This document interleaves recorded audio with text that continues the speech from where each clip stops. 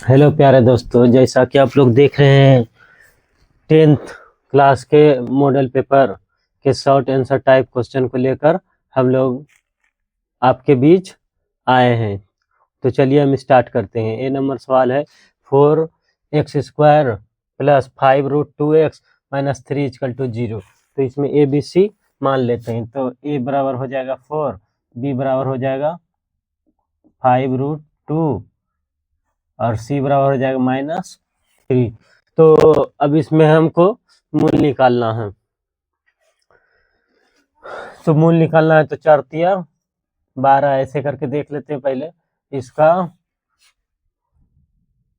12 को तोड़ेंगे तो ऐसे नहीं आएगा। तो चलिए पहला गुना तीसरा करके नहीं आ रहा है तो हम इसका ए बी सी पे मान लेते हैं। तो एक्स बराबर क्या होगा, एक्स बराबर हो जाएगा -b plus minus b² - 4ac अब बटे 2 है। इसी पे बैठाते हैं। तो -b, तो -b तो बराबर हो जाएगा 5√2 माइनस हो जाएगा प्लस माइनस। अब देखिए b², तो इसी का स्क्वायर कर देंगे, 5√2 का स्क्वायर कर देंगे और फिर हो जाएगा -4ac। तो ए का मान है 4 और सी का मान है -3 और बटे 2a। तो 2a का मान है 4। तो अब चलिए इसी को सोल्व करते हैं। तो -5√2 प्लस माइनस इसका हो जाएगा 25 25 2 दूनी 4, तो 25 चौके 100,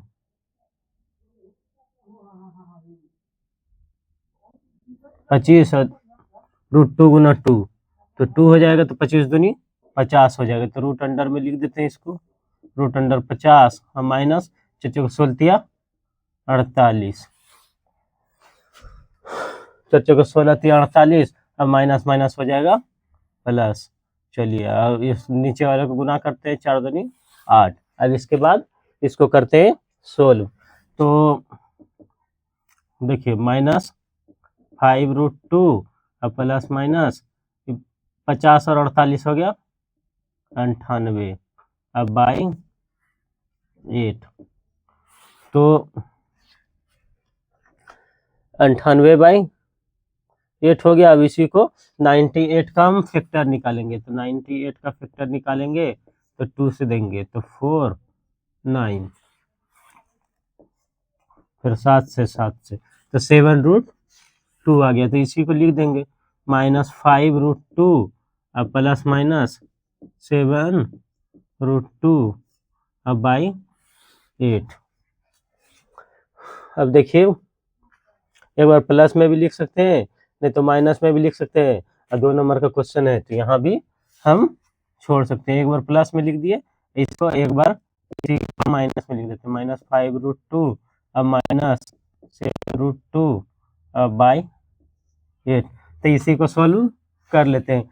7√2 में 5√2 जाएगा तो हो जाएगा 2√2 अब बाई 8 और उसके बाद हो जाएगा 7 और 5 11√2 अब बाई 8। तब इसी को काट देंगे 2 से 4 बार में, तो √2/4 हो जाएगा और उसके बाद -11√2 अब बाई, इसको भी लिख सकते हैं 4 गुना 2, तो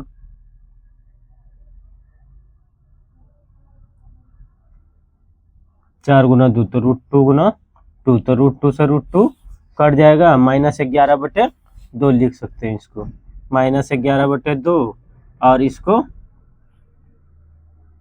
√2/4, यही हो गया आंसर। अब चलिए अगले क्वेश्चन पर हम लोग चलते हैं। तो इसमें दिया हुआ है कि P बराबर दिया हुआ y² -1/y² + 1। तो इसमें P और एक बार इसका अपोजिट को जोड़कर मान पूछा है, P और 1/P का।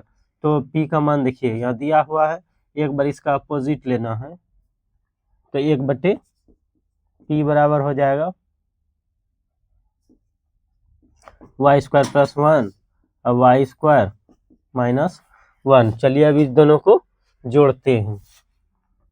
तो वाई स्क्वायर माइनस 1 और वाई स्क्वायर प्लस 1, फिर हो जाएगा जोड़ y square plus 1 y square minus 1। तो अब इसी को अब जोड़ते हैं। तो दोनों का अपोजिट चिन्ह है, तो हम चलिए इसी को एलसीएम निकाल लेते हैं। वाई स्क्वायर प्लस 1 हो जाएगा वाई स्क्वायर माइनस 1। तो अब प्लस वाले को प्लस वाले से भाग देंगे तो कट जाएगा। अब इसके बाद इसका स्क्वायर हो जाएगा, तो वाई स्क्वायर माइनस 1 का स्क्वायर, अब फिर हो जाएगा प्लस, और उसके बाद इससे ये कट जाएगा तो प्लस वाला बचेगा, तो वाई स्क्वायर प्लस 1 का होल स्क्वायर। बस इसी को करेंगे सोल्व। तो एक बार ए माइनस बी का होल स्क्वायर है, एक बार ए प्लस बी का होल स्क्वायर है। तो इसी को हम करते हैं सोल्व कि ए प्लस बी का होल स्क्वायर है और उसके बाद प्लस में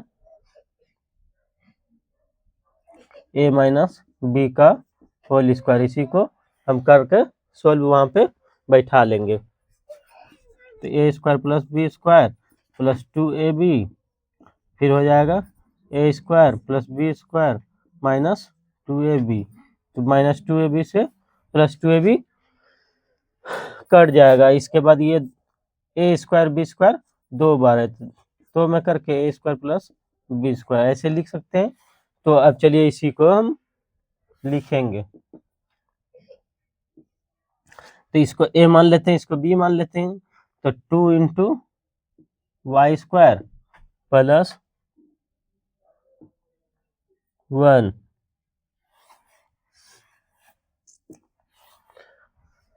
लिख सकते हैं इसी को। इस पे स्क्वायर चढ़ा देते हैं, a square plus 2a square plus b square. तो यही a square plus b square हो गया। अब बटे एक बार इसको लिख सकते हैं वाई स्क्वायर प्लस 1, एक बार हो गया वाई स्क्वायर माइनस 1। तो प्लस वाला प्लस से कट जाएगा, बराबर 2 बटे वाई स्क्वायर माइनस 1, यही आंसर हो जाएगा। तो अब चलिए 3 नंबर a1 बटे a2, b1 बटे b2 और c1 बटे c2 का तुलना करके एक युग्म ज्ञात करना है, और समीकरण का युग्म हमको यहाँ दिया हुआ है। तो चलिए a1 बटे a2 बराबर b1 बटे b2 बराबर c1 बटे c2। तो a1 का मान देखिए यहाँ 2 दिया हुआ है, तो यहाँ 2 लिख देंगे x। a2 का मान है x, तो a2 का मान बटे में 1 है, तो 1 लिख दिए। और उसके बाद देखिए b1 b2, तो b1 का मान है -3 और b2 का मान है 2, और c1 c2, तो c1 का मान है 4 और c2 का मान है -5। तो अब इसमें संगत या असंगत होने के लिए हम चलिए फार्मूला का यूज करते हैं। तो a1 बटे a2 बराबर b1 बटे b2 बराबर c1 बटे c2। अगर तीनों बराबर होता है तो अनेक हल होता है और संगत होता है। तो चलिए इसी को हम बैठा लेते हैं। 2 बटे 1 बराबर -3/2 बराबर 4/5। तो चलिए ये बराबर नहीं है, इसके बराबर नहीं है, तो ये असंगत हो जाएगा। बस इतना पूछा है, 2 नंबर का क्वेश्चन है।